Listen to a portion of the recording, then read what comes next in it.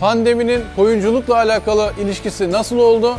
Aynı zamanda çok merak edilen sönmez koyunla ilişkin morfolojik özellikler nelerdir? Bunlara ilişkin notlarımı aldım. Sizlere Erol abimizle beraber bunları aktarmaya çalışacağız hızlı bir şekilde. Şöyle bakın, hayvan çökmüş vaziyette, dizlerini çöktü aşağıya. 82-83 gibi 8-9 aylık koşa geldi. 5 ay sonra doğum yaptı. 13-14 aylıkken doğum yaptı. Aynen. Şu anda 3 tane kuzusuna bakıyor. Bunlar haramına koça gelenler. Gördünüz mü bilek yapılarını? Maşallah çok güzel. Gayet iyi. Anne karnında nasıl kuzu büyütüyor? Ortalama bir laktasyonda, bir sezonda ne kadar bir koyundan süt alıyorsunuz? Gördünüz mü mastarı arkasında? Evet, mastara bakabilirsen alt tarafa. Şöyle.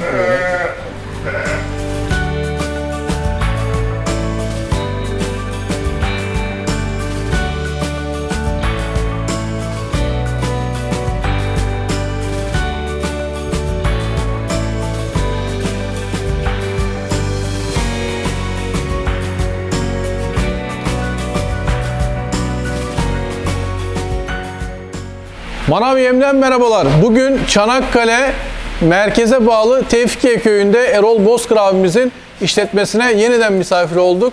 Bundan tam bir yıl önce bu işletmede bir röportaj yapmıştık. Bu sefer yine biz Erol abimizi ziyaret ettik. Son bir yıldan beri neler yaşandı? Pandeminin koyunculukla alakalı ilişkisi nasıl oldu? Yeni ürettiğimiz kuzuların durumları nereye gitti? Aynı zamanda çok merak edilen sönmez koyunla ilişkin morfolojik özellikler nelerdir? Bunlara ilişkin notlarımı aldım. Sizlere Erol abimizle beraber bunları aktarmaya çalışacağız hızlı bir şekilde. Videomuza geçmeden önce kanalımıza ücretsiz olarak abone olmayı ve videolarımızı lütfen beğenmeyi unutmayın. Ben Erol abime dönüyorum şimdi. Erol abi merhabalar tekrardan. Merhaba kardeşim, hoş geldiniz tekrar. Hoş bulduk abi, çok sağ olun, çok teşekkürler. Yaklaşık bir seneden beri bir görüşmedik. Hem bu gelişmeleri sizinle beraber paylaşmak istedik, hem neler yaptık. Bunlara ilişkin sizi bir ziyaret etmek istedik. Sağ olun, bizi kırmadınız. Çok teşekkür ediyoruz. Şimdi abi, bu hayvancılıkla alakalı son bir yıldan beri neler yaşandı? Onlara geçmeden önce sönmez koyunun özellikle morfolojik özelliklerini çok merak ediyorlar. Sönmez koyunun altındaki genetik ırklar Doğu Firiz, Kıvırcık ve Sakız koyun diye bunları biliyoruz. Evet. Ama gerçek bir sönmez koyununu nasıl ayırt etmemiz gerekiyor? Üniversitenin üretmiş olduğu bu güzel koyunu biz elimizde tutmaya çalıştık. Evet. Ki hemen hemen 20 yıl geçti. Yani 2000 senesinden beri hayvana sürümüze dışarıdan tek bir ne koç ne anaç katmadan buraya kadar getirdik biz hayvanı. Biz sadece olan hayvana sahip çıktık. Evet. Çok güzel abi. Şimdi bu sönmez ırkını biraz tanımak istersek neyine bakacağız? Ayağına mı bakacağız? Gözüne mi bakacağız? Kulağına mı bakacağız? Kuyruğuna mı bakacağız? Buna ilişkin... Tabii şimdilik bu hayvan, sözünüzü kestim. Estağfurullah abi. Bu hayvan kombine bir hayvan. Yani 3 özellikte taşıyor üzerinde. Bunlarda bazı şeylerin genetik yapının güçlenmemesi gerekiyor. Çok Doğu Friz'e çekerse hayvanda dayanıklılık sorunları yaşanmaya başlıyor. Sakıza çekerse kilo alma sorunları yaşanıyor. Bunları ortada tutmak gerekiyor hayvanda. Yani nedir mesela? Şu elimizdeki, burada şu anda görmüş olduğunuz hayvanların çoğu şu anda geçen senenin yaşına giren diyeyim, yani 14-13 ay arasında olan hayvanlar. Bunlar da 3 yaş, 2 yaş anaç koyunları attık ki işlerine, onlara öğretmenlik yapsınlar merada diye gezerken. Çünkü onlar daha insana çok alışkın değil. Arkadan anne koyun geliyor senin, onlar da o sürüyü toparlıyor etrafına. Şöyle bahsedelim. Evet abi. Bakın birisi düz, çapar, beyaz suratlı, yakından çekerseniz. Şuraya geçeyim mi? Kadircan Bey gelin abi. Şu tarafa gelebilirsin. Birisi karagöz. İkisi aynı ırk. Buradan arkadan çekerseniz yapıları bellidir. Gelin şöyle. Yani Kadircan. kama kuyruk şeklinde olur. Üst taraf hafif geniş olabilir. Bazen biraz daha geniş de olabilir. Bazen ince olabilir. Ama dediğimiz kombine ırk özelliğindeki hayvanda çok bariz Doğu Friz'e çekiyorsa o sıkıntı yaratmaya başlar. Evet. Dayanıklılıkta. Evet abi. Fakat bunun ortasındaki o üniversitenin demiş olduğu özellikleri tutarsanız koyun ne fiziki yapıdan kaybediyor, ne süt veriminden ne kuzu veriminden kaybediyor. Ve et kalitesi, süt randımanı diyeyim, süt kalitesi zaten üniversite araştırmasında sönmez koyununun şu ana kadar olan koyunların hepsinden daha yüksek kaliteye sahip olduğu ortaya çıktı. Ve bunun yazıları da var. Ki biz hayvana günde sabah akşam 50'şer gram yemlemeyle yeşil, yemyeşil mera otu yediği halde şu anda olan bütün koyunlardan süt değerleri daha yüksek çıkıyor. Bunu iddia ediyorum ki varsa iddiası olan alacaklar koyunları, gelecekler artık ellerinde ne varsa lagun bilmem ne şu bu. Onlar istedikleri yemlemeyi yapacaklar. Biz ise sadece 50 gram 100 gram yem vereceğiz. Aynı meraya salacağız. Aynı meradan hayvanlar gelecek ve süt kaliteleri konulacak. Bakalım ne oluyor. Evet. Biz bunu denedik, gördük. Bu hayvan yem yemeden en üst seviyede süt kalitesini yakalıyor. Çok güzel. Şimdi Sütün kuru maddesi Tabii. olsun, Mesela- sütün yağ kısmı olsun abi. aynen kuruluk, yağ oranları, protein değerleri hiç yemlemeden, yani o yemleme yapılan çılgın 1,5-2 kiloya kadar yem veren işletmeler var. Arkadaşlarla konuşuyoruz biz. Hepsi arıyor beni. O ithal koyunlara sahip olan işletmelerin birçoğunla görüşüyoruz. Evet. Yani ortada bir gerçek var ama ne hikmetse insanlar bunu algılayamadı, hala anlamak istemiyor. Ben de pek de uğraşmıyorum artık insanlarla. Kendi haline bırakıyorum işletmeleri. Bildiği gibi hareket etsin herkes. Doğru, evet Bakın ölçüleri gösterelim şimdilik. Tamam. Baş kısmından şöyle gelirsen yukarıdan. Şimdi tam hayvan sabit durmayacak. En basitinden şöyle çıtayla bakarsan, şuradan gelirsen kuyruk bazında 133 santim abi. 133, 134, 135'e kadar çıkıyor hayvanın salı. Salı. Evet. Uzunluk kısmı 135 santim. Tamam. Bu da gelin, bu da aynıdır. Bu da ondan belki fazladır. Şöyle hayvan sıktı kendini şu anda. 2 kat yaptı. Evet. Ondan şeyini vermiyor. Biraz boyun kısmı 130 gözüküyor şu anda. Evet. Sıktı kendini, alçalttı. Şimdi yüksekliğine bakalım. Hayvanlar çöküyorlar aşağıya. Tamam. Şöyle bakın. Hayvan çökmüş vaziyette. Dizlerini çöktü aşağıya. Abi 82-83 gibi gözüküyor. Ama çökük vaziyette Çökük şu anda hayvan. vaziyette, evet. Çökük duruyor hayvan korktuğu için. Evet. Cidago yüksekliği Yani orada. evet. Gelin bel genişliğini görün. Çatı genişliğini görün. Şuradan abi. Anaç bir koyundaki. Evet. 30-35 arasında geliyor sanırım. Evet. Gelir abi. Şu taraftan da Evet. biraz daha pay var. Evet. Evet. 35-36 santim civarı bir genişlik Bu da var. aynıdır. Bu da çapar olanı. Yani beyaz suratlı olanıdır. Evet. Bu da aynıdır. Bu da abi 34, Hayvanlar 35, korktukları için 36, evet biraz 37. çöküyor şu anda, belli etmiyor. Bunlar da yakın çekerseniz şöyle gelin. Bunlar da bu seneki işte geçen seneki şu anda 13-14 aylık arasında olanlar. Tam Nisan ayı Hatta gibi onların şu anda doğanlar. bazılarına elemanlarımız koç kaçırmış içine doğumları başladı. 300 ikiz yapıyorlar. Onları da çekeceksiniz, göreceksiniz, numaralı hepsi. Şu anda bunlar bu şekilde. Bir sene sonra anne fiziğine gelecekler bu şekilde. Erken koça gelenlerse mutlaka fizikten kaybediyorlar. Bu hayvanın hakkı olan şu anda Haziran-Temmuz ayında koça salınması gerekiyordu. Daha bir 5 aylık gebelik döneminde o gebelik dönemindeki 5 ayı da güzel geçirdiği zaman hayvan bu cüsseyi yakalıyor. Yani ortalama olarak abi siz koça mesela Mart'ta doğanı Haziran'da salmanızı tavsiye ediyorsunuz. Yani 14-15 ayı. mutlaka bir şöyle söyleyeyim, yani normal salım 14-15 ay arası ideal salımdır hayvanda. İstediğiniz fizikte, yani 90-110 kilo arasında koyun istiyorsan, bu halde bir koyun istiyorsan hakkı odur. Diyorlar ki mesela işte haramına koça geldiği zaman şu yapar mı bu yapar mı, erken kuzu almak istiyor ya vatandaş, Evet. soruyor. Yapıyor kardeşim, şimdi gözünüzle göreceksiniz. Tamam. Koça kaçmışlar, 8-9 aylıkken koça kaçmışlar. Onlardan daha düşük 7 aylıkken koça kaçanlar var. Onlar da aynısını yaptı. Onlar şimdi anne sürünün içerisinde güdülüyor ama fiziki olarak yetersiz kalacak. Evet. Çünkü zamansız doğum bu. Yapıyor mu yapıyor, kuzusuna bakıyor mu bakıyor. Şimdi göreceğiz. Orada hem kuzularını besliyorlar, uçuş kuzularını bunlar. Evet. Hem de nasıl diyeyim size, Kendi gelişimlerini. evet, yani tahminime göre 2-2,5 ay sonra gelirseniz o kuzuların ulaştığı kuleyi göreceksiniz. Ve onlardan süt de alacağım ben. En az yeni sezona koç salacağım yeniden tekrar onlara. Yeni sezona girmeden de onlardan yine ciddi bir süt alacağım ben. Yani sıklıkla ama yapılan durum 7-8 aylık yaşta kuzulara koç katılıyor abi. Yani hiçbir zaman yaşını geçtiğini... Kesinlikle koç giriyor, koç alıyor. Yani 6. ayından sonra risklidir bu hayvanın içinde erkek kuzu bulundurmak. Evet.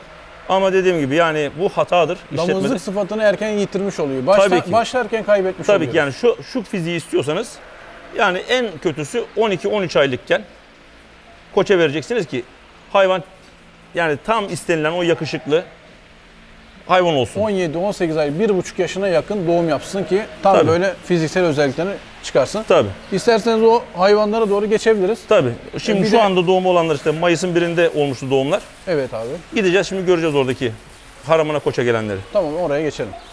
Erol abimizle beraber koçların olduğu bölüme geldik. Şimdi sizi koçları size göstermek istiyoruz. Evet abim.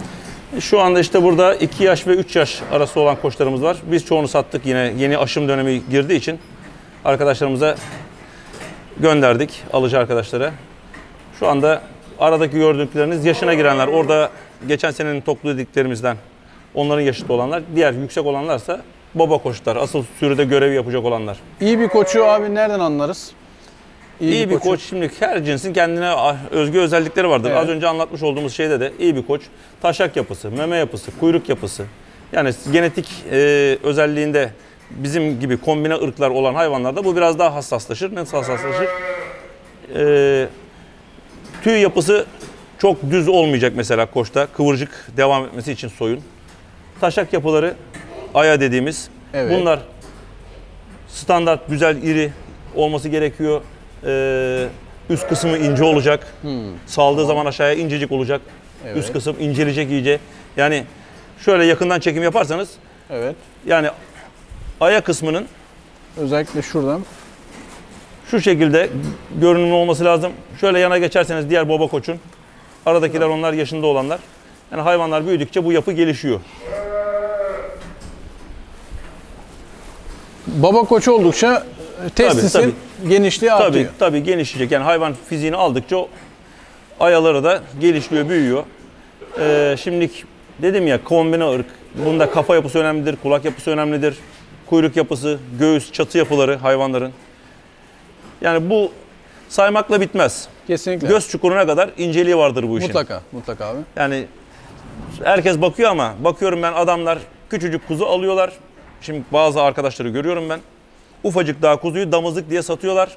Daha 12-13 kiloluk kuzu. Bir damızlık 12-13 kiloluktan gözükmez, belli olmaz. Zaten normalde bir ırkı kan tahliline yahut da yapa testine göndermeden o ırkın net olduğunu anlayamazsın.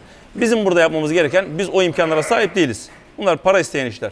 Bunu gözünle göreceksin. Yani bunu memesinden, ayasından, kuyruğundan, bunu sen kendin ayıracaksın. Peki abi biz burada şişekleri ilk 13-14 aylıkken koça verelim diyedik.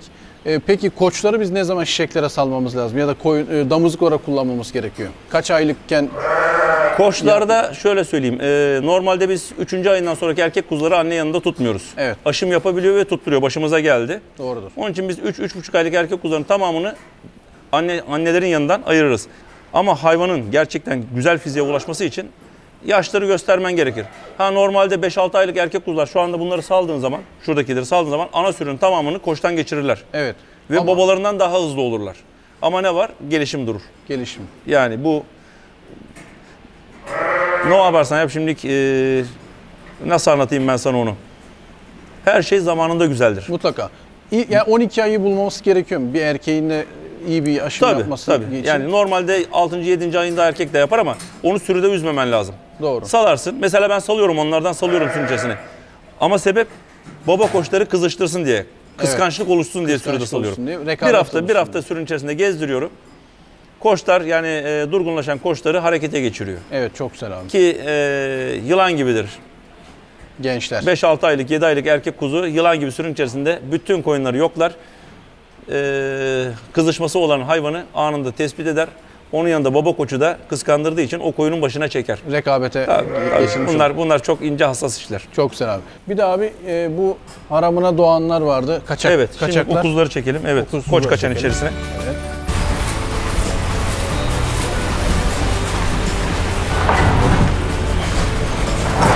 Kalk bakayım.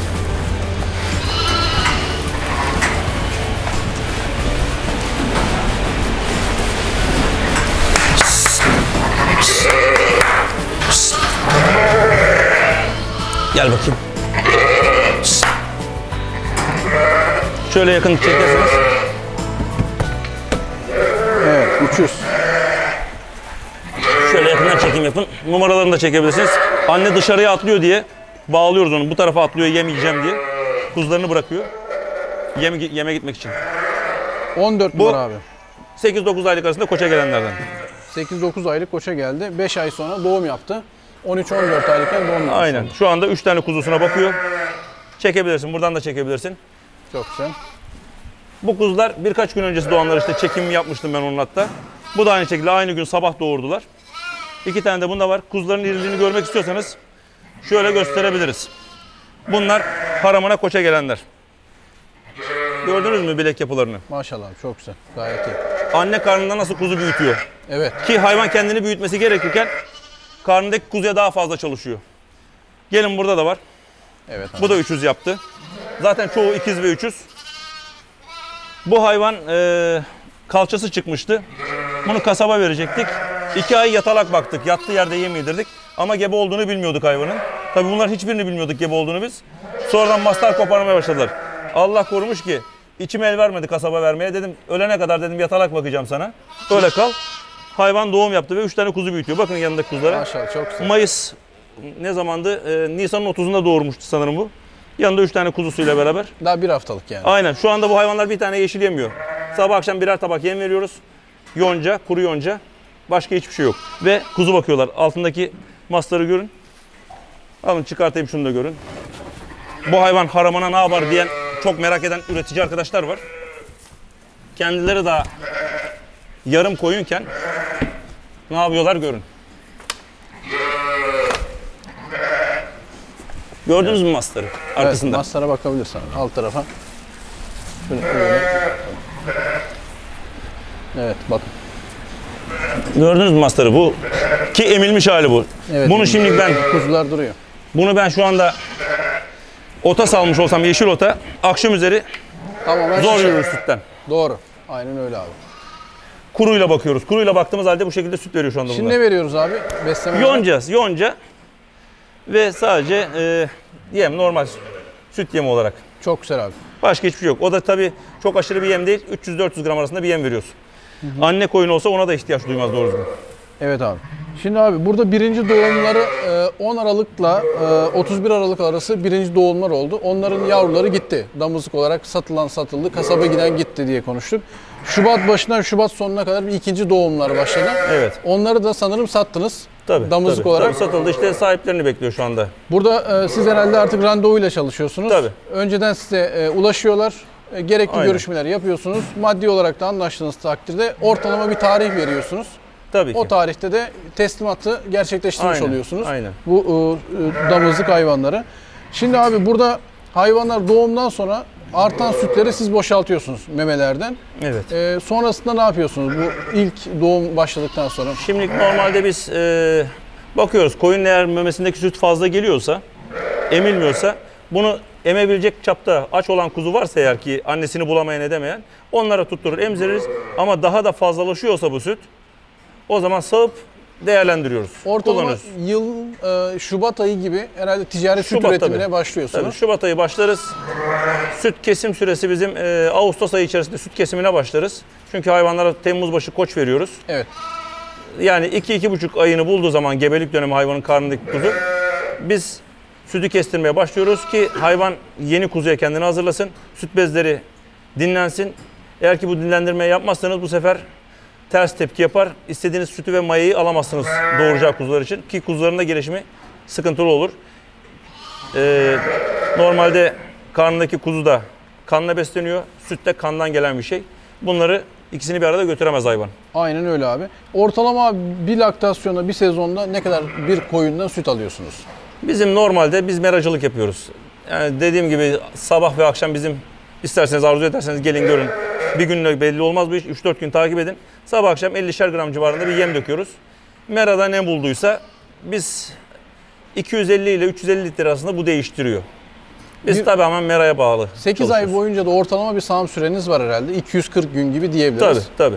Mera ne kadar abi? Buradaki köyünüzün merası kaç dekar araziniz var?